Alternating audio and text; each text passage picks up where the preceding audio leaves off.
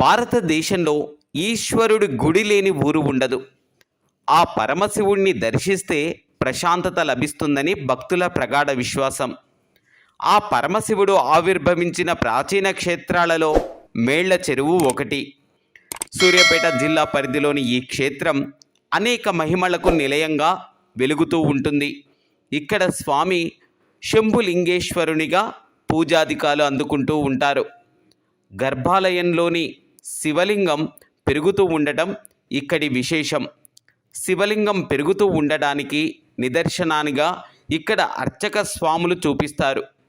ఇక శివలింగం వెనుక భాగంలో పైన ఒక రంధ్రం ఉంటుంది. ఇది సహజ సిద్ధంగా ఏర్పడినదే. ఈ రంధ్రంలో నుంచి నిరంతరం నీరు ఉబికి వస్తూ ఉంటుంది. ఈ రంధ్రం నిండిపోయి నీరు పొర్లిపోవటం జరగదు. అదేవిధంగా ఈ రంధ్రంలోని నీరు తగ్గిపోవటం కూడా జరగదు. దీనిని విశేషంగా మహిమాన్వితంగా భక్తులు భావిస్తారు.